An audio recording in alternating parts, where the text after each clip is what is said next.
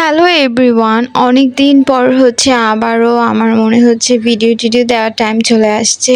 এটা ওই সময়কার ভিডিও যখন আমাদের পুরা বাংলাদেশের নেট অফ ছিল। ওই সময়টা যে কিভাবে কেটেছে আমি আসলে বলতে পারবো না, কারণ এতটা বেশি খারাপ লেগেছে আর এতটা অসহায় লেগেছে নিজেকে। তো একদিন আমরা ভাবলাম যে সবাই মিলে একটু গুমতি নদীর পাড়ে যাই, যেহেতু আমাদের কুমিল্লাতে তেমন কোনো ঝামেলা নেই, তেমন কোনো আন্দোলনও নেই। তো গুমতি নদীর পাড়টা যেহেতু শহরের একদম সাইডে, যার কারণে ওই সাইডটাতে মানুষ যাওয়া আসার মধ্যেই থাকে। এখানে আসার পর দেখি যে শহরের ম্যাক্সিমাম মানুষই এখানে এসে আড্ডা টাড্ডা দিচ্ছিল। তো ভাবলাম যে আমরা একটু ঘুরে আসি, কারণ নেট টিভি কোনো কিছুই দেখতে পাচ্ছিলাম না, একদম বোর হয়ে যাচ্ছিলাম। আর গোমতী নদীর পাড়ে আমাদের মাসে একবার হলেও আসা হয়, কারণ এখানে অনেক সুন্দর জায়গা আছে। আর এখানে ইদানিং অনেক রিসোর্ট হয়েছে, অনেক ছোট ছোট সুন্দর সুন্দর আপনার ঘোরার জায়গা হয়েছে।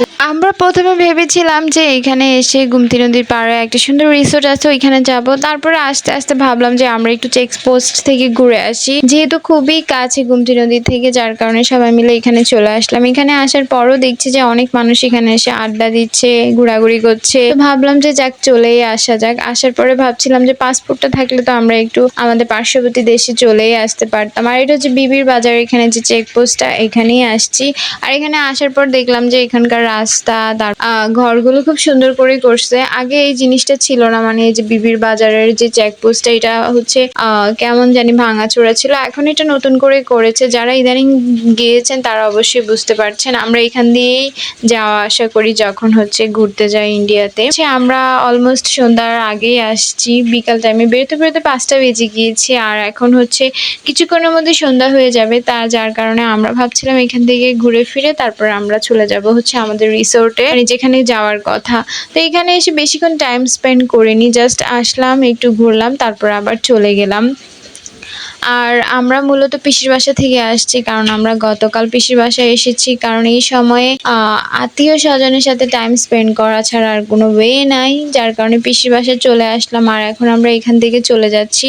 এখান থেকে ডিরেক্ট আমরা চলে যাব গুমতি রিসোর্টে, যেটা ইদানিং হয়েছে খুব সুন্দর। ওইখানেই যাই। আর ওইখানে নতুন করে স্পিড বোটও অন করেছে, যার কারণে ভাবলাম যে বাচ্চাকে নিয়ে একটু ঘুরে আসা যাক। তো এখানে আমরা অটোতে উঠে গিয়েছি, আর এখন আমরা ডিরেক্ট চলে যাব ওইখানে।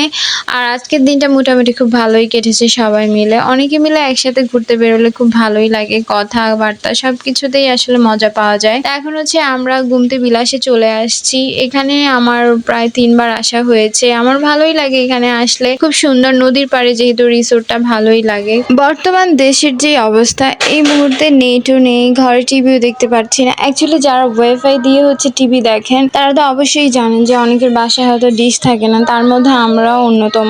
ডিশ না থাকার কারণে খবরও দেখতে পাচ্ছিলাম না, ফোনে তো কোনো নিউজই নেই, ইউটিউব কিচ্ছু নেই। নেট ছাড়া আমাদের বাঙালিদের যে একটা খারাপ পরিস্থিতি আমি দেখলাম, আমার মনে হয় করোনার সময় আমরা এতটা ব্যাড ফিল করিনি।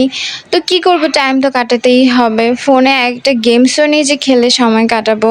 তো তারপরে কি আর করার, ভাবলাম যে সবাই মিলে একসাথে হওয়া যায়। কিন্তু সন্ধ্যার পর দুপুরবেলা তো কারফিউ অনেক জায়গায় জারি করে রেখেছে, যার কারণে মানে রিস্ক ফ্রি বের হওয়া যাচ্ছিল না। তো তারপরে একটু শিথিল করার পরে আমরা ওই সময়টাকে কাজে লেগে বের হয়ে পড়লাম, একটু ঘোরাঘুরি করলাম, ভালোই লাগলো। কিন্তু আমি জানি যে বাসা যাওয়ার পরে এখন আমার আবার খারাপ লাগবে, কারণ এখনো তো নেট আসেনি আর পরিস্থিতি অতটা স্বাভাবিক না। আমি জানি না এটা কতদূর অবধি যাবে, মানে এই কোটা আন্দোলনটা। যাক, আশা করছি সকল শিক্ষার্থীদের জয় হবে। ওরা ওদের কোটা আন্দোলনের যে পদক্ষেপটা, ওটা ঠিকঠাক মতো সরকারের কাছ থেকে আদায় করতে পারবে। দেখা যাক কি হয়। তো আজকে যখন আমরা বের হয়েছি, তার আগে ভাবিনি যে এত সুন্দর একটা ওয়েদার পাবো। বিকাল অবধি বৃষ্টিই ছিল বাইরে, বাট বের হওয়ার পর আকাশটা এত সুন্দর। আমি গুমতি নদীর পাড় বা এই সাইডে যখনই আসি, এত সুন্দর ভিউ আমি কখনো পাইনি। আজকে খুবই ভালো লাগছে। যখন আমরা তীরের দিকে যাচ্ছিলাম, তখন এমন মনে হচ্ছিল যে আমি সত্যি সত্যি কোনো বন্দরের মধ্যে আছি। তো এটা আমার খুব ভালো লেগেছে, মানে খুব সুন্দর লাগছিল। মানে আমরা স্পিড বোট থেকে যখন পার্কটাকে দেখছিলাম, মনে হচ্ছিল যে আমরা একটা প্রতিযোগিতাতে নামছিলাম। আশেপাশে আশেপাশে মানুষগুলো দাঁড়িয়ে দেখছিল, খুব ভালোই লাগছে, অনেকটা কক্সবাজার ফিল পেলাম। আমরা যখনই গুমতি বিলাসে আসি কেন জানি সবসময় সন্ধ্যার টাইম চলেই আসে, আমরা বিকালের যে ভিউটা এটা খুব সুন্দরভাবে নিতে পারছিলাম না। আজকে যদিও টুকিটাকি ছবি উঠিয়েছি, বাট সেই লেটই কেন জানি হয়ে যায়, মানে আমরা সবকিছু ঘুরে দেখার আগেই সন্ধ্যাটা নেমে আসে। আমার এই জিনিসটাই খুব মানে পেইনফুল লাগে, কারণ এটার সামনের সাইডে অনেক সুন্দর একটা মানে বাগানের মতো আছে, ওই সাইডটাতে কখনোই আমরা হচ্ছে দিনের আলোতে দেখতে পারি না, সবসময় সন্ধ্যা নেমেই যায়, সবসময় ওই টাইমে যে মশার কামড় তারপরে পোকামাকড়ের ঘ্যান এগুলোই শোনা লাগে। ওই সাইডটাতে এখন আমরা যাব, কারণ অলরেডি সন্ধ্যা হয়ে গিয়েছে, আপনারা আকাশ দেখে বুঝতে পারছেন। এইখান থেকে আমরা নেমে ডিরেক্ট ওইখানে চলে যাব, আর তারপরে হচ্ছে আমরা যে যার মতো চলে যাব। যদিও আন্টি আমাকে বলছিল আজকে ওদের বাসা থাকার জন্য, কিন্তু অলরেডি একদিন হয়ে গিয়েছে, আর থাকা যাবে না। তারপর এখানে এসে আমরা টুকিটাকি কিছু ছবি উঠালাম, ছবিগুলো আমি আপনাদের সাথে শেয়ার করে দিচ্ছি ভিডিওর শেষে। ছবিগুলো অনেক সুন্দর আসছে, যদিও এগুলো এডিট করা, এখন সব ছবি তো এডিট করা, আপনি ডিএসএলআর ক্যামেরা দিয়ে উঠালেও এডিট করেন, তা আমারটা তো নর্মাল ক্যামেরা, যার কারণে হচ্ছে আমি আরো সুন্দর করে এডিট করেছি। আর আমার কাছে খুব ভালো একটা ক্যামেরা সাজেশন আছে, সেটা হচ্ছে LMC, এটা দিয়ে ছবি উঠালে দারুণ হয়। তারপরে আপনি রিমিনি অ্যাপস দিয়ে যদি এগুলোকে এডিট করেন তারপরে তো আরো কোনো কথা নেই, আপনার ন্যাচারাল ভিউটা এত সুন্দর চলে আসে কি বলবো। তো আজকের মতো এখানেই, টাটা।